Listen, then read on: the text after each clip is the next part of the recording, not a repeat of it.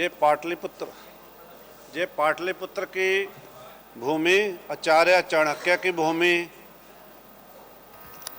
जे पाटलिपुत्र की भूमि आचार्य चाणक्य की भूमि, गुरु गोबिंद सिंह की जन्मस्थली, और जिनको आज यूएनओ में सबसे ज्यादा मान्यता दी जाती है, चाहे इसलिए कि एक अंग के रूप में कि इंडिया को नष्ट किया जा सके अहिंसा के रूप में, कि ये महात्मा बुद्ध की भी एक कर्मस्थली रही है। बुद्ध का उपदेश वो नहीं था जो आज पढ़ाया जा रहा था। महात्मा बुद्ध का उपदेश वही था जो गुरु गोबिंद सिंह जी का उपदेश था, और जिसको आज जति महाराज आपके सामने ला रहे हैं कि हम अहिंसक के साथ अहिंसक हैं। लेकिन इसका मतलब ये नहीं कि हम अपनी कृपाण छोड़ देंगे।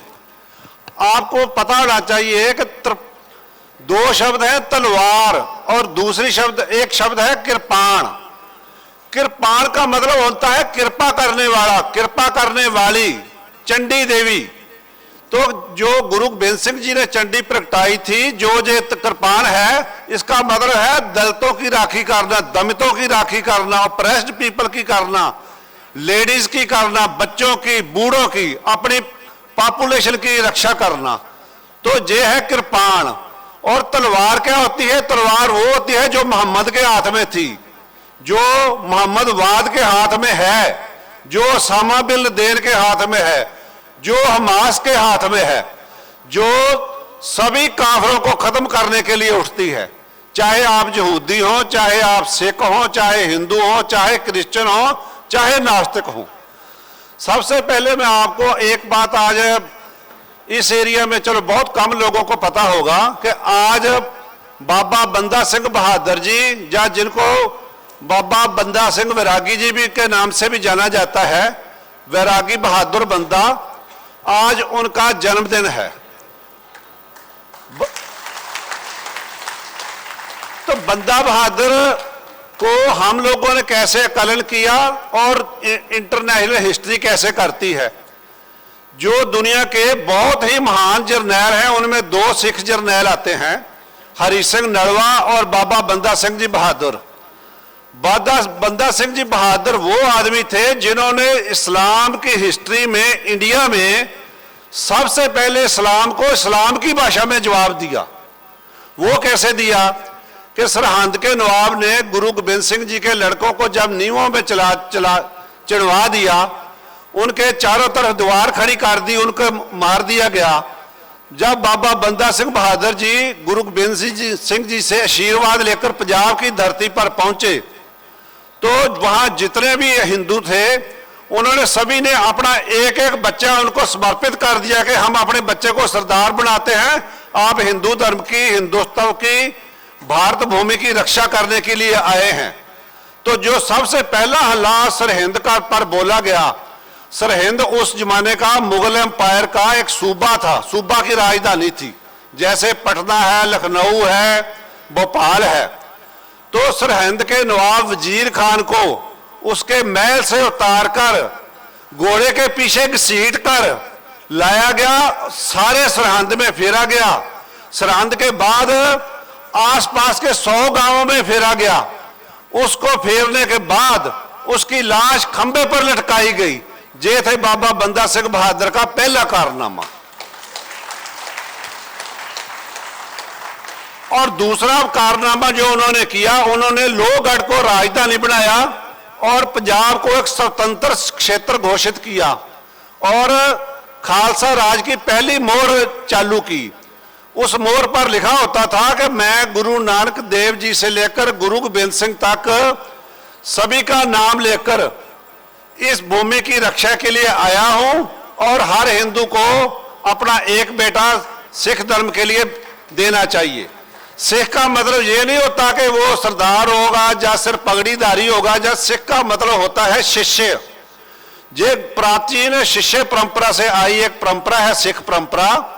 तो इसका जो बाबा बंदा सिंह बहादुर ने विस्तार किया, गुरु गोबिंद सिंह जी ने विस्तार किया कि हर सिख के हाथ में एक कृपाण होगी। कृपाण का मतलब कृपा करने वाली, अपने राष्ट्र की रक्षा करने वाली। तो जे बाबा बंदा सिंह बहादुर ने जब पहला राज स्थापित किया, आज हिस्ट्री में उसको इंडिया का मुगल ईरा के बाद पहला इंडिपेंडेंट किंगडम माना जाता है। दूसरा राज उस जमाने में पैदा हुआ महाराष्ट्र में छत्रपति शिवाजी का, और तीसरा बाबा बंदा सिंह बहादुर के 90 साल बाद महाराजा रणजीत सिंह का जो लाहौर में स्थापित हुआ। लेकिन ये बातें करने की जरूरत क्यों पड़ रही है, उसका एक बहुत बड़ा कारण है कि आज एक आसमानी किताब के पीछे आसुरी शक्तियां सिर्फ कृपान से नहीं खड़ी, आज AK-47 से, और आपने हमास का अटैक देख लिया है इजराइल पर, उसको इजराइल पर अटैक मत समझिए। इजराइल जो युद्ध लड़ रहा है वो इजराइल का युद्ध या सिर्फ यहूदियों का युद्ध नहीं है, वो हिंदुओं का भी युद्ध है, वो सिखों का भी युद्ध है। उसका कारण मैं बताता हूं। हमारे एक महात्मा थे जिनका नाम था महात्मा गांधी। 1000 वर्ष तक हम लाहौर में लड़ते आए, पुरुषपुर में जिसको आजकल पेशावर है कहते हैं, वहां लड़ते आए, श्रीनगर में लड़ते आए। कभी 500, 2000, 4000, 5000 सिख मारे गए, कभी 2000, 5000, 10,000 हिंदू मारे गए, लेकिन लाहौर हिंदूमय रहा। पेशावर में हिंदू बसते रहे, श्रीनगर में हिंदू बसते रहे। लेकिन एक महात्मा ने ऐसा कारनामा किया 47 में, लाहौर इन चंडालों के हाथ में देखकर, पेशावर इन चंडालों के हाथ में देखकर, आज लाहौर में एक हिंदू एक सिख नहीं दिखता, ना पेशावर में दिखता है। और उसका अगली परिणति क्या थी कि 1989 में जम्मू कश्मीर के राजधानी श्रीनगर से भी एक भी पंडित नहीं दिखता। आप एक भी कश्मीरी पंडित जो 5000 साल से 10,000 साल से वहां की ओरिजिनल परंपरा थी, ज्ञान परंपरा, एक भी कश्मीरी पंडित आपको आज श्रीनगर में नहीं दिखेगा। तो ये गांधी महात्मा का जो सिंड्रोम है, ये गांधी की एक बीमारी है, ये हिंदुस्तान की सभी पॉलिटिकल पार्टियों में, सभी संगठनों में, चाहे नाम उनका कुछ भी हो, ये बीमारी को जब तक आप हिंदू समाज कैंसर समझकर अपनी बॉडी से इससे संबंध विच्छेद गांधीवाद से नहीं करेगा, हम हिंदुस्तान को, अपनी सभ्यता को, हिंदू समाज को, अपनी बच्चियों को, अपने बूढ़ों को, अपनी टोटल परंपराओं को, चाहे वो परंपरा किसी प्रकार की भी हो, हिंदू परंपरा को हम बचा नहीं सकेंगे। यदि एग्जाम्पल देखनी है तो देख लो, 1947 में बांग्लादेश में 46% हिंदू थे, 46%। आज कितने हैं? 7% हैं। 40% हिंदू कहां गए? उनमें से कुछ तो भागकर इंडिया आ गए और शेष वहीं के वहीं इस्लाम, उनका इस्लामीकरण हो गया। अब इस्लामीकरण का जो इलाज स्वामी जी बता रहे हैं, इलाज वही है कि आप पहले हिंदू समाज को संगठित करो, शस्त्रधारी करो, और उसके बाद दूसरे लोगों के लिए एक ही चॉइस छोड़ो कि जा तो आपको भाई हिंदू बनना होगा, यदि हिंदू नहीं बनोगे तो हम इस राक्षसी विचारधारा को कहीं भी नहीं चलने देंगे। ये नहीं कि हम बिहार में नहीं चलने देंगे, यूपी में भी नहीं चलने देंगे, हम इस राक्षसी परंपरा को बांग्लादेश में भी नहीं चलने देंगे, पाकिस्तान में भी नहीं चलने देंगे, ईरान में भी, दुनिया में जब तक एक भी आदमी इस पैशाचिक विचारधारा का रहेगा तब तक हिंदुत्व की लड़ाई रहेगी। और हिंदुत्व की लड़ाई को आगे की धार देने के लिए मैं समझता हूं आपको गुरु गोविंद सिंह जी का ये मंत्र उठाना चाहिए कि हर हिंदू परिवार में एक आदमी को सिख बनाएं। लेकिन इसके साथ मैं आपको एक वार्निंग भी देने आया हूं पंजाब से कि पंजाब में एक नया तबका मुसलमानों का पैदा हो चुका है जो लगता सरदारों जैसा है, जो पगड़ीधारी है, जो दाढ़ी खुली छोड़ता है, लेकिन कहता क्या है कि हमें खालिस्तान चाहिए।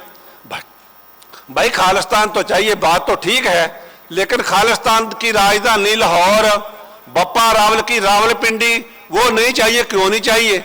इसलिए मैं चाहता हूं कि आप सारे लोग असली खालिस्तानी तब बनोगे जब लाहौर को जीतोगे, जब बप्पा रावल की रावलपिंडी को जीतोगे। तो ये असली सिखिज्म की जो भाषा है, जो आपसे ज्यादा कोई भी नहीं इसको समझ सकता। उसका कारण है कि पटना साहब में ही श्री गुरु गोविंद सिंह जी का जन्म हुआ था। तो जो भाषा गुरु गोविंद सिंह जी ने बचपन में जहां सीखी, उसी भाषा में, ब्रज भाषा में उन्होंने अपने ग्रंथ रचना की उसके बाद उसी भाषा में उन्होंने सारे हिंदुस्तान में अपना उपदेश दिया और उसके बाद 1699 में 1699 में खालसा पंथ की नींव रखी। तो खालसा पंथ की नींव रखी तो उसका रिजल्ट ये है। लेकिन इसके बावजूद आप एक बात देखो, गुरु गोबिंद सिंह के बाद काबुल जाबल, उसके बाद पेशावर, उसके बाद लाहौर, उसके बाद श्रीनगर छिन गया। क्यों? क्योंकि हम गुरु जी के उपदेशों पर पहरा नहीं दे पाए। इसलिए गुरु जी के उपदेशों पर पहरा देने के लिए मैं आपको 2 एग्जाम्पल देना चाहूंगा। आज अंग्रेज एक बात लिखते हैं कि अफगानिस्तान जो है ये एक अनकंकरेबल ट्रेन है, इस पर कभी जीत नहीं प्राप्त की जा सकती। लेकिन हरि सिंह नलवा ने 1819 में 1819 में पेशावर उनसे छीन लिया और पेशावर में जब उसके बाद व्यापार करने के लिए अफगान आने लगे तो उन्होंने कहा कि हम शहर में व्यापारी बनकर आना चाहते हैं। जो इनका टैक्टिक्स आज भी जहां है कि हम तो म्यूनिसिपल काउंसिल की इलेक्शन लड़ेंगे, हम तो जी कुछ नहीं है, हम तो अमन का मजहब है। तो हरि सिंह नलवा ने कहा बिल्कुल नहीं। तो उन्होंने क्यों? उसने कहा हिंदू और सिखों से अपनी पोशाक अलग करो। उन्होंने जो मर्द अफगान थे उनको सलवार और कमीज पहना दी। जो जहां जनानियों का पहरावा था वो उन्होंने अफगानों को पहनवा दिया और उसके कारण आज अफगानिस्तान में सलवार और कमीज चलती है।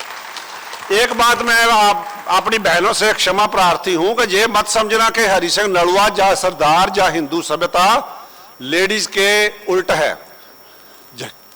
बात यह नहीं है कि लेडीज के उल्ट है, बात यह है कि लेडीज को दुर्गा मां का दर्जा देना, विद्या की देवी का दर्जा देना, जो सारा हिंदू सभ्यता का ही सबसे बड़ी बात है जो वर्ल्ड सिविलाइजेशन को देन है। लेकिन जब वो कह रहे थे कि हम लेडीज को नीचा समझते हैं, हम आप मोहम्मद की हदीस भी है, कुरान भी है कि जो औरत है उसकी गवाही आधी होती है, जो औरत है उसका दिमाग आधा होता है। उस चीज को फोर्स करने के लिए हरि सिंह नलवा ने ये काम किया था कि भाई आप कहते हो औरत की आधी है तो आप भी आधे हो जाओ। इसलिए दूसरी बात, हरि सिंह नलवा का जो खुद का नाम था वो भी महाभारत की परंपरा से आता है। राजा, आपने नाल और दमयंती की कथा जरूर सुनी होगी, महाभारत में स्कूलों की पुस्तकों में भी होती है नाल और दमयंती की कथा। तो नल के नाम पर राजा हरि सिंह जो नलवा थे उनका नाम था नलवा, नल जैसा, राजा नल जैसा, राजा नल जैसा बहादुर, राजा नल जैसा बहादुर के साथ साथ दयावान, इसके साथ ही दूसरा दयावान। बहादुरी और दयावान तभी चलती है यदि हाथ में कृपान हो। तीसरी बात जो मैं एक और बात बताना चाहता हूं वो ये है कि हरि सिंह नलवा ने जो पेशावर फतेह किया उसके बाद आज देख लो 200 साल से ज्यादा हो चुके हैं, पेशावर को वापस अफगानिस्तान वापस नहीं ले पाया। लेकिन यदि हम गांधीवाद को छोड़ देंगे, गांधीवाद की विचारधारा से ग्रस्त सभी पार्टियों, संगठनों, टीचरों, यदि कोई मेरे जैसा आदमी भी कह देगा गांधी का नाम ले दे, चाहे सरदार वेश में, चाहे कोई स्वामी के वेश में, तो गांधी की बीमारी को अपने से दूर कर लो तो मैं समझता हूं 10 साल में हम अपना लक्ष्य प्राप्त कर लेंगे। वो लक्ष्य क्या है? 20 करोड़ बांग्लादेश, 20 करोड़ पाकिस्तान और 40 करोड़ इंडिया, 80 करोड़ और 5 करोड़ अफगानिस्तान। हम अपने आप को आज की जनसंख्या के हिसाब से 100 करोड़ हिंदू हैं और 85 करोड़ वो हैं भारत भूमि पर, 85 करोड़। तो इसका मतलब है हर हिंदू जे प्रण ले कि हाथ में कृपान उठाएगा, लड़की को भी कृपान उठाने देगा। जैसे इजराइल में आपने देखा आबादी है 80 लाख, उनकी फौज तो वो रख नहीं सकते थे, उन्होंने हर लेडी को, आदमी को, बच्चे को तैयार किया लड़ाई के लिए और लड़ाई कर जट आज उनकी सेना 80 लाख है। तो इसलिए आप एक व्रत ले लो, हर परिवार एक मुसलमान को हिंदू बनाएगा। हिंदू का मतलब हिंदू, बौद्ध, जैन, आर्य समाजी, सनातनी या कुछ और, मतलब एक शर्त लगा दो कि हम इस पश्चाचक विचारधारा से ये रत्ती बारी भी समझौता नहीं करेंगे। यदि ये काम कर लोगे तो ये लड़ाई हिंदुस्तान तो जीतेगा, सारा विश्व भी जीतेगा। उसका कारण है अंग्रेजों को इस विचारधारा का उतना नहीं पता जितना हम हिंदुओं को पता है। इस विचारधारा के बारे में आज आपको बताने वाले मिस्र में कोई नहीं रह गया, इस विचारधारा के बताने वाला आपको ईरान में कोई नहीं रह गया। हम यदि जीवित हैं तो इसलिए जीवित हैं क्योंकि हम संघर्षरत रहे हैं, और यदि आगे भी संघर्षरत रहेंगे। लेकिन संघर्षरत रहना ही अपने आप में कोई ये नहीं होता कि हम संघर्षरत हैं तो हम लड़ते ही रहेंगे 200 साल। हमें 10, 15 साल में इस समस्या को खत्म करना होगा, इन सभी को हिंदू बनाना होगा और अपने अखंड भारत को पुनः प्राप्त करना होगा। इसलिए जब आप इस लक्ष्य को धारण कर लोगे तो जो स्वामी जी ने जिस काम के लिए इंजीनियरिंग को छोड़कर ये सन्यासी वेश धारण किया, इनका जीवन जीना भी कृतार्थ हो जाएगा, हिंदू सभ्यता भी बच जाएगी, आपके लड़कियां लड़के बूढ़े सभी की सेफ्टी हो जाएगी। हिंदुस्तान के अलावा यूरोप भी बच जाएगा, अमेरिका भी बच जाएगा, जिनको पता ही नहीं कुछ। कल जब 2-3 दिन पहले आपने देखा होगा बेंजामिन नेतन्याहू का एक बयान आया था। बेंजामिन नेतन्याहू ने बयान में कहा कि हम इजराइल की लड़ाई नहीं लड़ रहे, हम सभ्यता की लड़ाई लड़ रहे हैं, हम सारी दुनिया की लड़ाई लड़ रहे हैं। अब वो तो अपने सारे कामों का प्रूफ देने के लिए किसी को खोज भी नहीं करनी पड़ती, वो तो खुद ही वीडियो डाल देते हैं कि हम आदमी को कैसे मारते हैं, बच्चों को कैसे मारते हैं, जनानियों से रेप कैसे करते हैं, मुर्दा जनानियों से रेप कैसे करते हैं। तो मैं समझता हूं कि आप जब जहां से जाए शाम को तो एक दो काम जरूर करना है कि गुरु गोबिंद सिंह जी की फोटो हर हिंदू के घर में लगाइए, और दूसरी नकली खालिस्तानियों के मुकाबले में आप सारे हिंदुस्तान के लोग 100% असली खालिस्तानी बन जाओ, तो मैं समझता हूं इस्लाम को कोई बचा नहीं सकेगा। धन्यवाद। वाहिगुरु जी का खालसा, वाहिगुरु जी की फतेह।